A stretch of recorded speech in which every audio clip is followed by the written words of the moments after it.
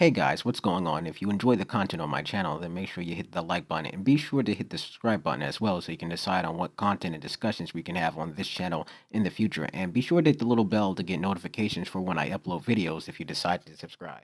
So when it comes to this video in particular, I expect absolutely no one to watch it, but on the backhand half of it, I expect everyone to be aware of it if you have clicked onto this video and will be sticking towards it towards the end. Now, when it comes to this channel, I am notoriously known to not go over mainstream manga, and the reason why we don't go over mainstream manga is because this is called Manga Explained, not Shonen Explained. I don't want to read the generic, I see this main character do XYZ, this predictable movements and expectations that we generally see. I want to see the main characters that are eccentrically different and are drastically different from the social norm of anime. When it comes to the nature of anime and manga, it's generally geared to the fact that there is cute anime girls with big old titties and they ultimately are just jiggling them around and having a good time on the screen.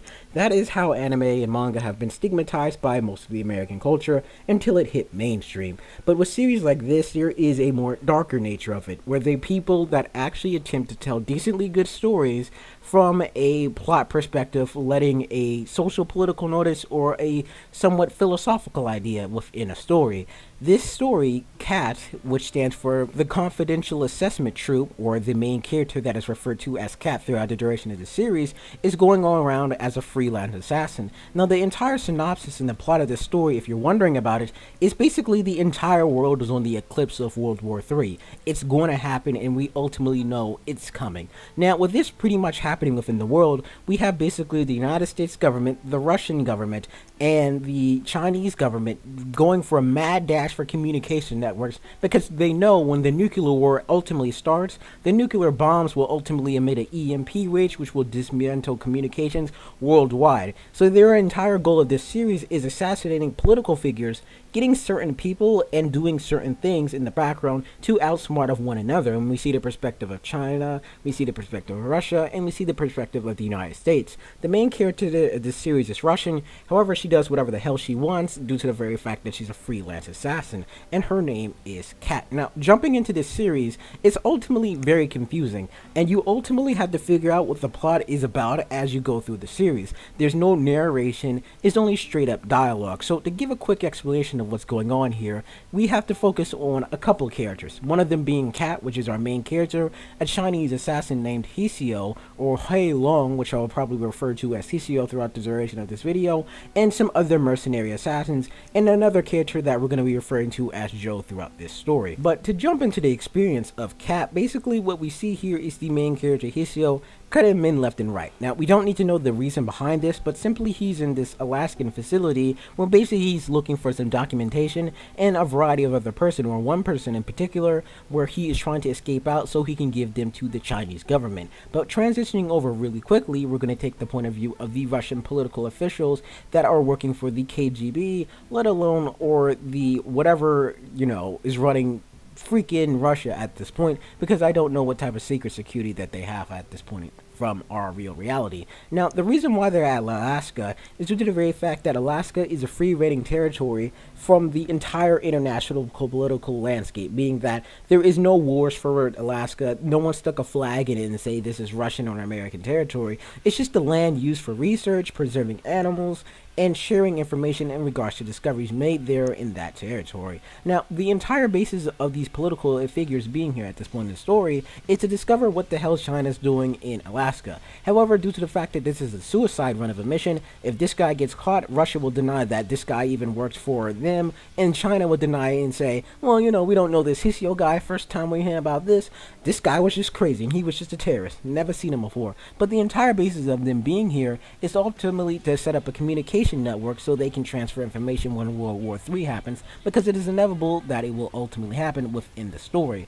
But as things initially pop off, we transition once again back over to Alaska. Now, this one character's name is not something I really remember, but I remember his first name is Moses. Now, the reason why he's being here and he's being interrogated is very well due to the fact that he's a spy carrying sensitive information for America. Now, he's part of a project called the SDF in America, run by the CIA in Langley, Virginia. Now, the entire operation operation behind that we'll get into a little bit later, but he worked for the government and did some very sketchy Nikita level TV show type operation where basically America formed a syndicate where they basically did suicide run missions and operated like the Suicide Squad. But this entire interrogations that he's going throughout the story being done by the Chinese government is ultimately intercede or intermission by the very fact that our main character C.A.T appears on the screen. Now the interesting thing about C.A.T is that she is a biologically engineered human. Now what we need to know about the story is that it's a sci-fi story. It ultimately takes place in a year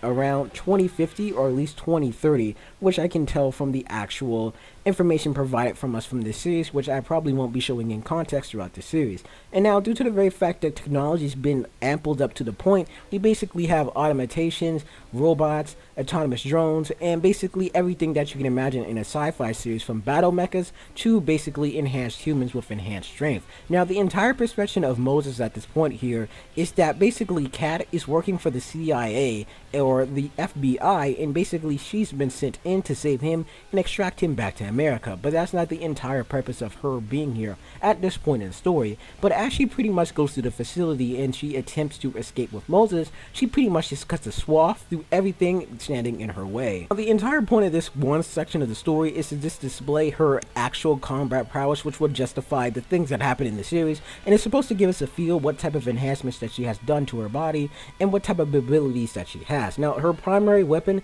are very Wolverine claws and and she ultimately uses weapons such as daggers and sickles and swords, and rarely uses objects like guns due to the very fact that she likes killing people at a very close quarters combat. Now, due to the fact that this facility is a black site, basically it has a variety of technologies that are for or illegal in a sense, such as animatronics and other human beings. Now, when it comes to this point in the story, there is a crossroads. Basically, they can take the path full of humans or they can take the path full of automatons. Now, the problem with the room full of automatons, or basically robots, is that robots don't fuck up. They are programmed to the best of the abilities of the programmers that programmed it. Now, due to the fact that this is military programming, ultimately we do not imagine that they will miss much. So basically the path that they take is the human route, and basically the main character C.A.T cuts a swath through all of them once again, and they are able to successfully escape the facility, but she is severely wounded to some capacity due to the very objects and scrapes that we see on her suit. Now, when it comes to her suit and why she's in Alaska wearing this, I honestly have no clue why she's wearing this or how she's warm, but we can assume that's one of the enhancements for her body. Now, upon escaping, basically this guy thanks him and he basically is like, we gotta wait for the exfil, we're going back to America, landed her free, hoorah, hell yeah, and everything such as that. Now, this is where the story takes a turn for the worse, and I've pretty much been holding up to this point. So at this point in the story, basically what C.A.T tells this guy is, have you ever heard the story about the little girl born and transformed into a cat? Now, what we learn about this story is actually C.A.T's origin story, and what we learn about C.A.T is basically when she was a younger girl around the age of 6 years old, for some enigmatic reason that's not explained in the story, her father just goes batshit insane,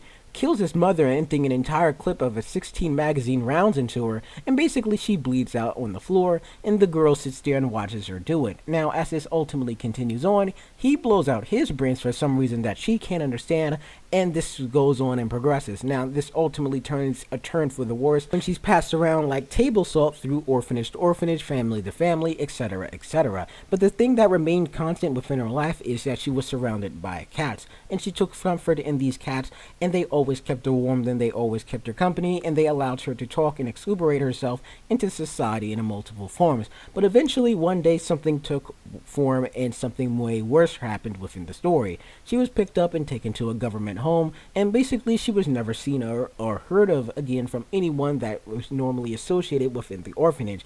And the reasoning behind this was because she was really taken to a government facility. Now, in this government facility in America, basically she was a part of this project called the SDF, which was originally called C.A.T, which stands for the Confidential Assassin Troop. Now, as this project would initially go on, run by another guy called Alvador within the series, basically it gets replaced by another project called Bear there, which we honestly don't need to worry about. But upon the actual shutdown and disassemble of the actual CAT program, she was referred to as the White Mouse, or the White Mouse within the series, due to the very enhancements and the capabilities that she sought within the series. Now, what we're going to learn here later in the story is that basically within this facility, they had all the children fight to the death, and the ones that lived and went on covert black op missions, while the ones that died simply died. So if you weren't capable or fit to survive within this training, basically you were discarded like a piece of trash and thrown out the river, and you would be never heard of again. Now, when the entire facility was shut down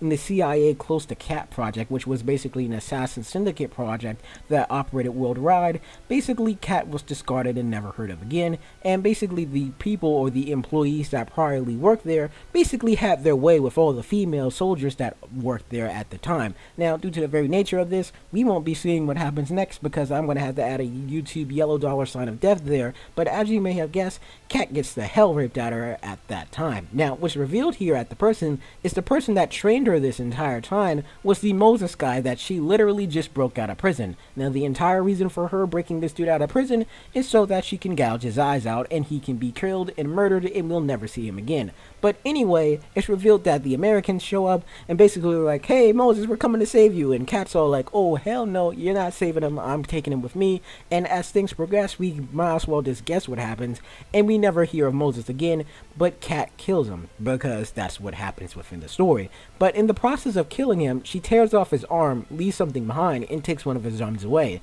Now this will be an important plot point of the story because the actual interrogation information that the Chinese government from Alaska were trying to get was a microchip was actually found in his arm, which contained a very important message in it, which we'll discover a little bit later in the plot. But with this pretty much happening, and with the American soldiers failing to capture Moses, basically the Russian government decides to say, we're going to make our move, we're going to find this Catwoman, and ultimately we're going to find out what CAT knows about Moses, because we want to know what the American knows, because China originally knew that the American knew something, but we don't know what that something is, so we want to know it. So we're going to find CAT, take her, interrogate her, torture her, do whatever we need to do, so we can know what the Chinese knew, what the Americans originally knew. So we're going to send in this death squad, which comprises of these three guys. Now, when they pretty much show up, we are originally met with Hao again, who tracked down the assassin CAT, which we know as our main lead protagonist. Now, she doesn't kill him right away, and he doesn't kill her right away, because they engage into a conversation. And the conversation is, who hired who to do what?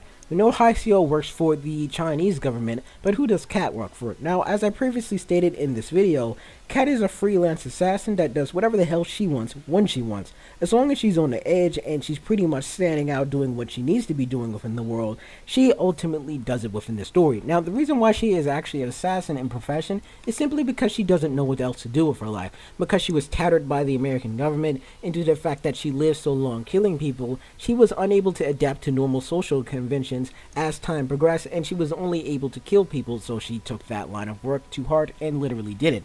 But this also coincides with the arrival of the Russian dudes, who will get pretty much chopped up like it was the end of My Bloody Valentine at the end of this video. But with their arrival and them pretty much fighting Hao, thinking that that was originally who CAT was, because they don't know CAT's a female at this time, CAT tries to bail out but actually gets discovered, which we'll talk about a little bit later in the story. So we have Hao fighting some two Russian assassin guys who are somewhat capable in their fighting prowess. Now, to go back to the political board at this point, we transition over to Langley, Virginia, which is home of everyone's favorite place, the CIA. Now, when it comes to Avatar's character, or Askelin's character, which we'll be referring to as Avatar throughout the duration of this video, he is the person that created the CAT program, which then created the Bear program because the CAT program was obsolete in his eyes, so it created a new program. Now, what we need to know about his character is that he's kind of gone batshit insane at this point. Not due to the fact that, well, we're at a very high political tension at this point in the story, is that he's simply fed up with the government and how it runs its policies and how initially things operate within the society that he's living in. So pretty much he says, fuck it, I'm gonna do what I want to do. I don't care what the President of the United States says. I don't care what the Secretary says. I don't care what anybody says. I'm going to run my own political agenda and do what I want to do. His entire political agenda is basically to design these, or pretty much put in motion these, various nanosensory devices. Now, these nanosensory devices would allow humans to control machineries with their minds. such as automatons or basically airplane devices or any devices that can be controlled electronically with their minds. Meaning that you could be sitting in a chair all the way in Russia and be controlling a drone with your mind all the way in Canada for God knows what purpose. Now, with this entire ideal being said, basically we have the Secretary of the United States pretty much coming in and saying, man, you gone batshit insane, you're gone off the rocks, you're gone off the reservation, America won't stand for this, and America won't listen to this bullshit, you're fired. But, you know, that won't happen because of the very political relations that we're having right now within this series, and he doesn't get fired due to the very nature of his intelligence and how he can present himself and sway out of a situation. Now, switching back over to the Russian government, basically due to the fact that Russia's intelligence is everywhere, and Russia pretty much was able to infiltrate the American government, what we learn is that the C.A.T program was a legitimate thing, and pretty much we tie, or the Russians are able to tie, C.A.T, the main character, to the C.A.T program, which was in the story, which is also codenamed SFP. Man, it took me a while to actually say that, and I had to do a bunch of edits, so I'm not really going to say that again.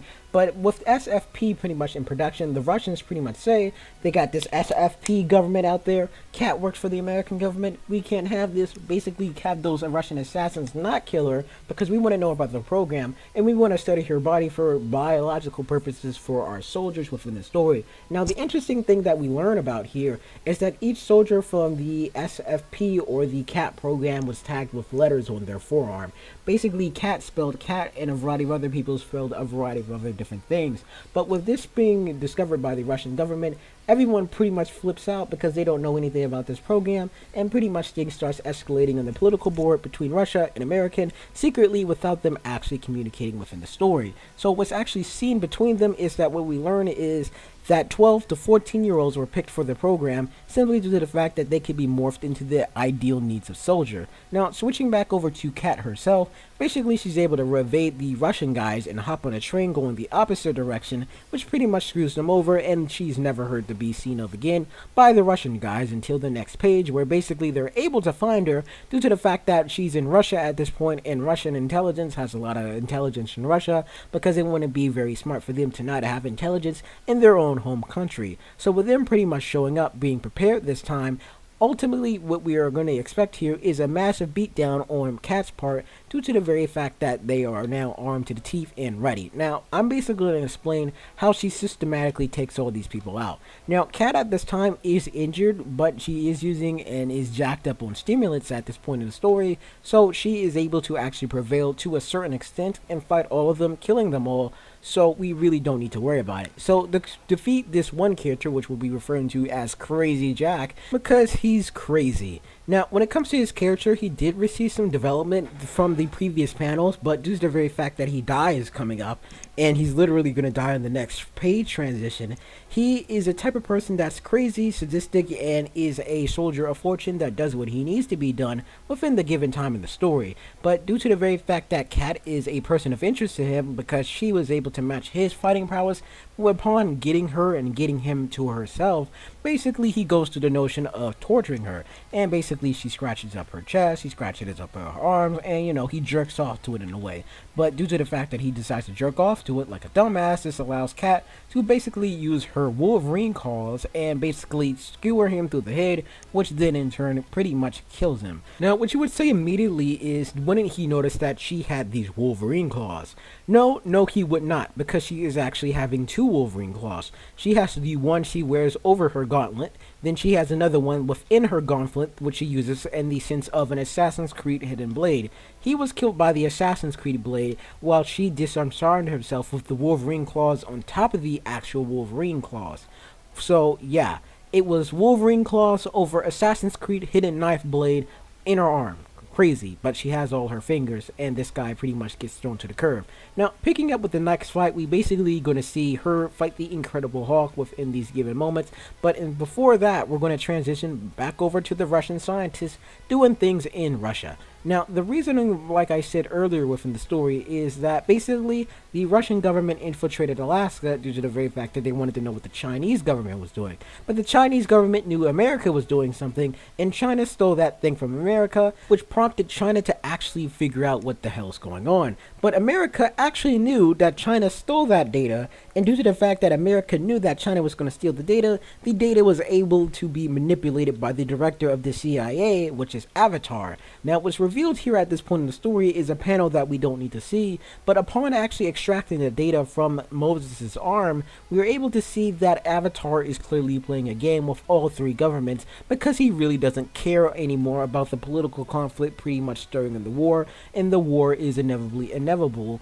within the story. So as things progress, basically he says we're playing a game and it's revolving around the character C.A.T, which pretty much prompts the Russian government to say, we need C.A.T alive and not to kill her. So they pretty much call up the Russian dudes and tell her not to kill her, and China is pretty much left in to win in regards to their political interests within the story. But with this pretty much happening, the transition back over to all the crazy characters doing the crazy things.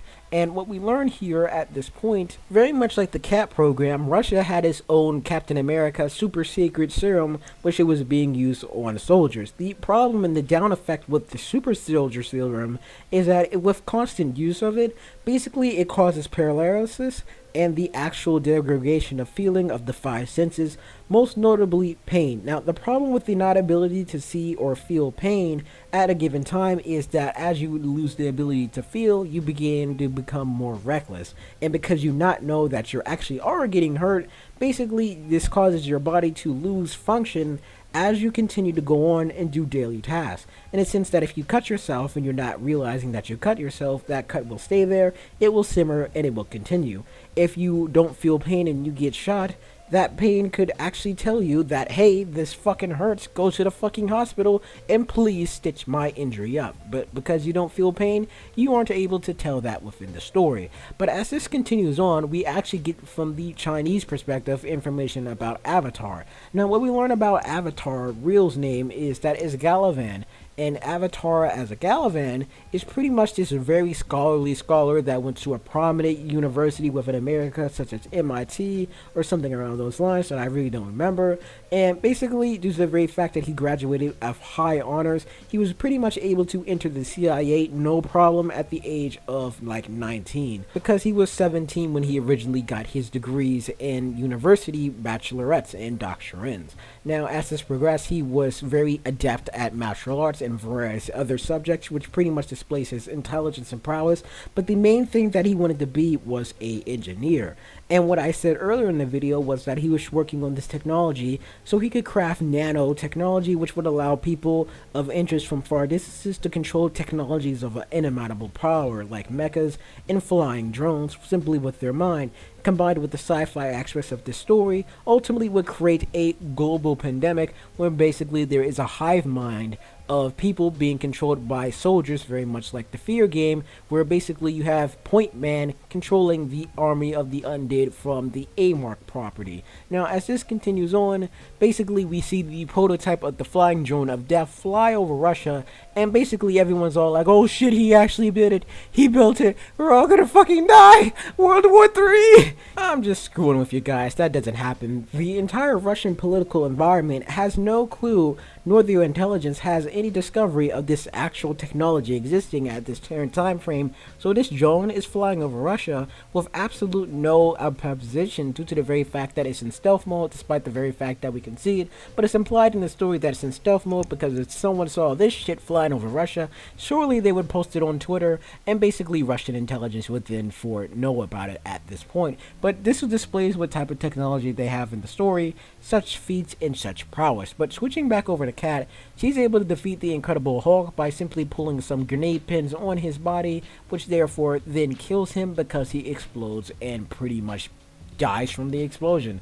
pretty self-explanatory. I don't know why I tried to elaborate on that. But as this continues, basically the stimulants and the drugs that she was using earlier wore off because there was this entire other thing that she did before actually getting to this panel, which we don't really need to worry about. But now she's pretty much passing out. Her body feels like going all numb. She wants to take a nap, which means she's either dying or she's legitimately just tired and wants to take a nap. But her main entire purpose of this story is revenge. She wants revenge against the organization that took her life away, which was the American government.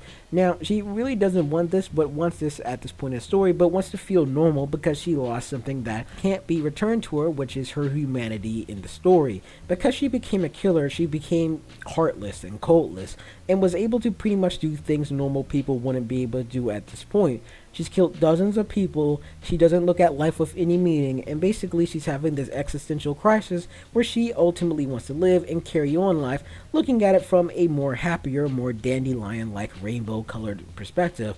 But she is inevitably saved by the character we will now be referring to as Joe throughout the duration of the story. Now, we don't know anything about Joe, because the writer of this series decided to pull a Kentaro and said, fuck it, hiatus, and it's been 9 years, and we haven't seen an update since, nor an announcement that he'll actually continue the series, even though he's notable on DeviantArt for drawing some pretty spectacular things from the entire community perspective. But from entire Joe's point of view, basically it's Cat's grounded to humanity. She is his crutch, basically clinging to him so she can therefore feel like she's human once again. Is very much like the Rock and Revy situation from Black Lagoon, but with him saving her. Basically, she's in this scenario when she's naked in front of him. And, she basically is like, well, you were looking at my goodies and whatnot. And basically, he was like, well, you were going to fucking die. So, good thing I stripped you down and put all these band-aids on you, right? And she's all like, well, that's okay. And that's all right. And basically the guy says, so what's your occupation? And they pretty much engage into a normal conversation. Cat explains that she's an assassin. Basically, this doesn't alarm this guy whatsoever. But ultimately, the conversations engaged pretty much goes to a roundabout way. And what we discover is after the entire Cat organization is disassembled by the CIA, Cat was sold to the highest bidder on the black market. And she was sold to this guy that worked in the Scandinavian market, or the Scandinavian Mafia, and basically she was used as an assassin by trade who pretty much did what she needed to do and pretty much went home and ate ramen noodles. The problem is, this guy decided to be fucking greedy, and basically he said, well, I take care of you, I feed you, and I do pretty much everything for you, but, I never get anything out of this relationship, meaning I'm not getting any sex from you. So what I'm going to need you to do here is to drop your panties, and I'm going to need you to fuck my brains out real quick. And due to the very fact that this is Cat, basically she says, well, I was raped once, I'm not getting raped again.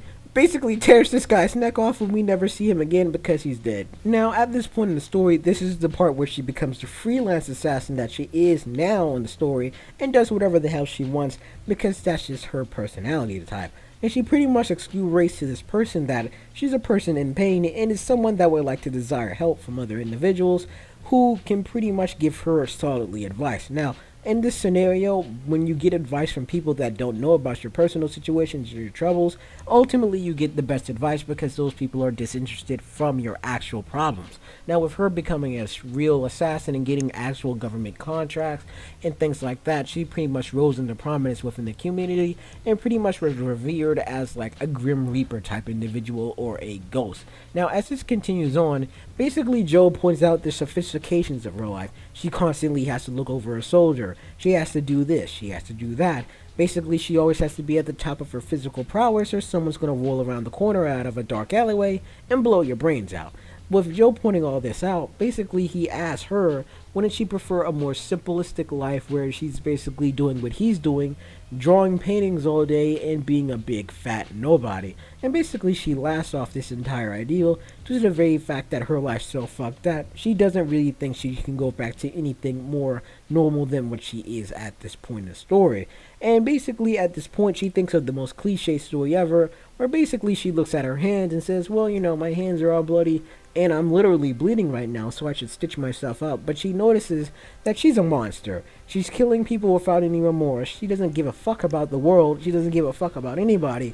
She just gets a thrill out of killing people now due to what the American government did to her in the CAT program. So she pretty much says, well, it'd be nice if I could actually feel something once and now again. She says it's a corny story and says she'll never feel anything again. But there's a time skip within the story, so yeah.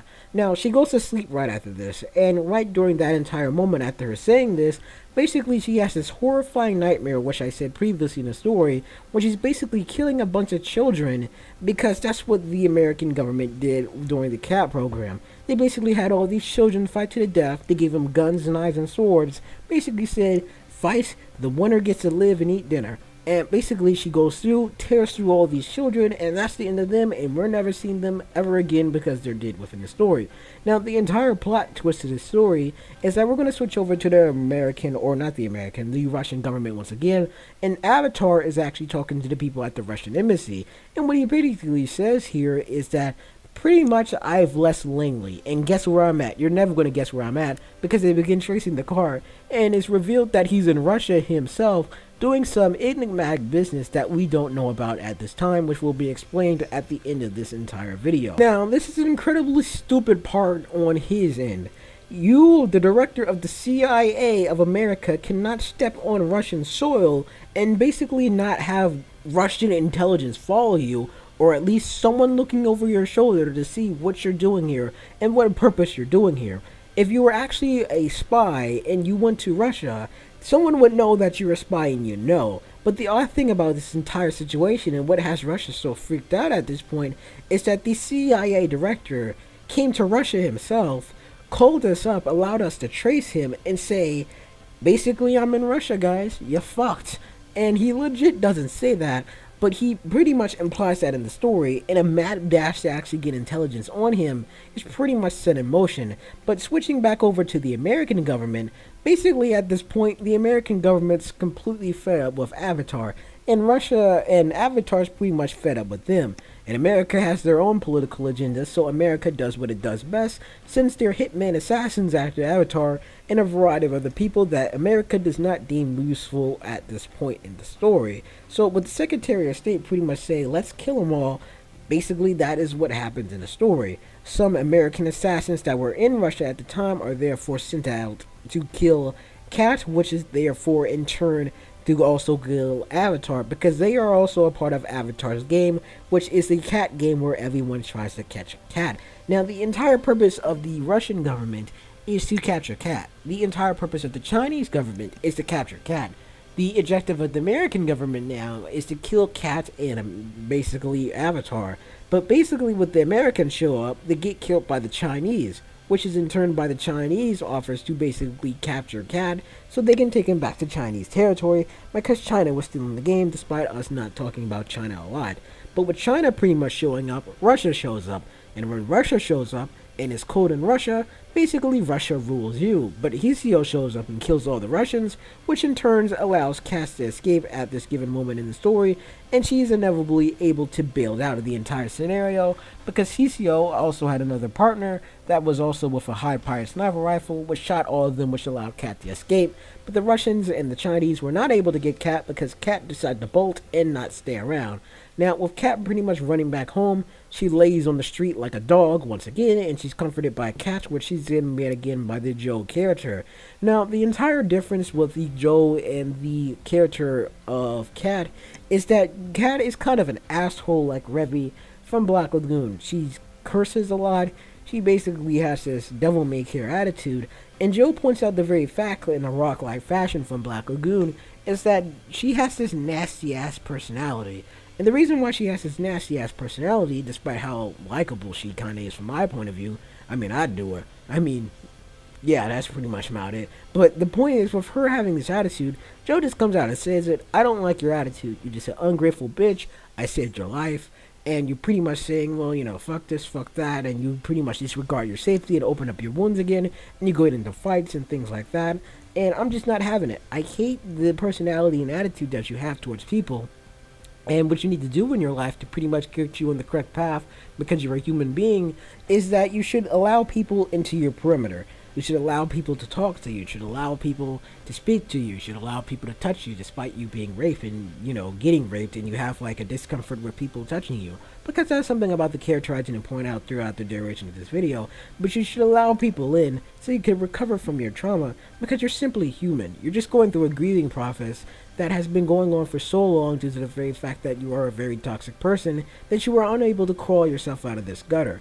I mean, the situation at this point for her character is this. She's at the bottom of a well. Basically, a person walks by and says, well, can you help me get out of this well? That's what Cat says. And the person says, well, maybe I can help. And basically, the guy gets a priest. The priest says to Cat, I'll say you a prayer and hope you get out. Then basically, the Joe character comes along and basically says, well, you need help getting out of this well? And Cat says, yeah, I need help getting out of this well. And Joe jumps into the well, and Cat's all like, why the hell did you do that? Why did you jump in this well? Because we're now in this well together. That's the type of relationship they pretty much cultivate throughout the duration of this entire series. And basically, Joe takes Cat all the way back upstairs where she is patched up once again, and she feels a little bit more invigorated with her life and her choices at this point. Now, with this happening, there is a short time skip. It's at least 1 to 2 weeks.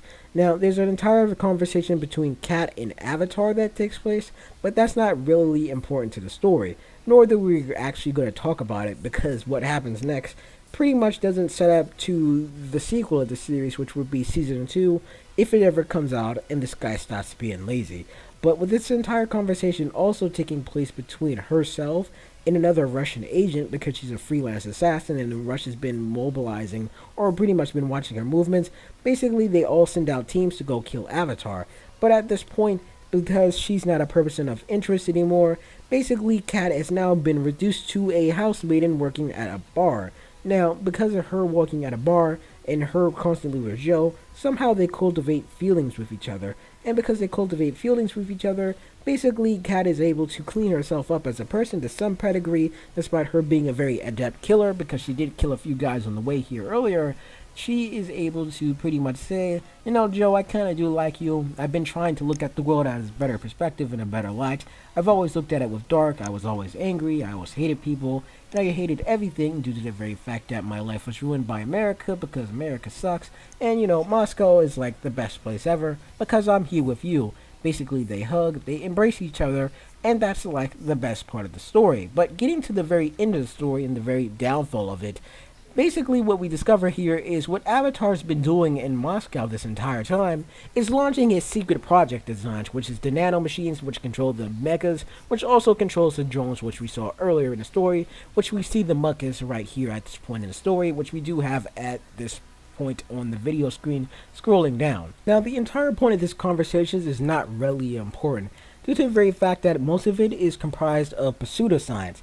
And basically what's explained here is, well, we've been working on this technology, XYZ this, we made spare parts, XYZ that, the hardware is completely identical to the experimental apprentice project that we've been working on, that is the first time that it's ever been mentioned in the story, that, and XYZ this. Talk about some secret locations in Siberia, and some tactical locations that could be used in continent throughout the entirety of World War III, initially if it starts kicking off pretty time soon. But what we learn here about this mecha machine is that it disables the human being from the actual internal senses that we have, and creates a new set of circumstances where basically the robot is your new body, much like Evangelion Neon Genesis, and basically it creates an array of spectacular fields throughout technology and the spectacular fame. And what we learn here at this point in the story is that basically at this point the project was successful in its entirety, and Avatar is basically going to take revenge against Russia in a sense, and he's basically made all these robots which is now flying overhead in mecha formations in these drones, and that is the end of this entire series. I kid you not. And now the reason why he's trying to get revenge is simply to set some type of vendetta that he's playing against the other characters and the other people of the Bear organization. Now, when the Bear organization was formed, basically he was originally running Cat, but when Cat got shut down and was replaced with a new guy that was to run Bear, basically he wants to take revenge against the people that run Bear, because the Bear guy ended up being a traitor against the United States, defected to Russia, and basically it's a political mind game between him and that other guy that he's trying to flush out. And with this massive ass attack that he's about to pull, he's going to flush that guy out, and he's now going to be on the chessboard. And he's trying to pretty much destroy the world because he's kind of like anarchy, or well, he's around that timeline. But he's saying that basically nihilism, humanity's fucked, our political relations are screwed, and that's pretty much the end of that. It's amazing how this guy, despite this manga being written in like 2008, being so politically accurate to the climate that we're in right now. But with that being said, that's the entirety of this series. And man, I hope he does season 2, but I hope you enjoyed this video. If you want to see more obscure manga, leave a like, comment, and describe in the description what you would like to see, or would you rather me just pick them because you probably haven't heard of this series. And yeah, if you want me to upload like Noragami again, because I still have that, just let me know, and I'll surely do it if I ever find the time to do it, because that's what I do on this channel.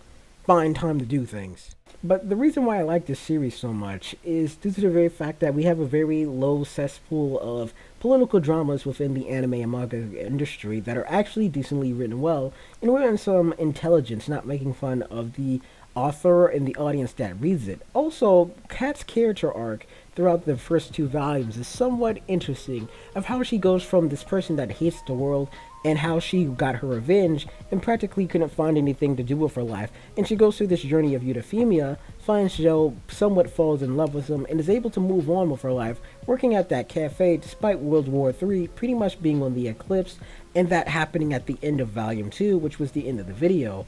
But this was an interesting read because basically it pulls the devil man at the end. It practically says the end of the world's coming, but at least at the end, the main character Kat could find happiness in herself and be with someone. So she'll not die alone in a lonely place. She'll at least have someone to hold someone as the nuclear alarm sounds go woo. Well, because you know, you really won't hear it. When someone drops a nuclear bomb, you really can't do anything about it. Sure, you'll get the notification on the phone. You can run downstairs and try to hide, but you're pretty much fucked. I mean, in an all honestly likely scenario in our real life, if nukes were fired from Korea at America, what would happen is we would all get notifications on our cell phones. Then you would hear the sirens, and basically the notification would read is that the nukes are coming and they're going to come and kill all of us. And because I live in Maryland, I'm going to be right in the cesspool of it all, so I'm probably going to die. But the text message would probably say, get your affairs in order, because there's nothing really you can do. There's nowhere you can really fucking hide. The buildings are gonna fall, the radiation's gonna kill you, and if that doesn't, basically, the scavengers will, because the world's devolved into fallout.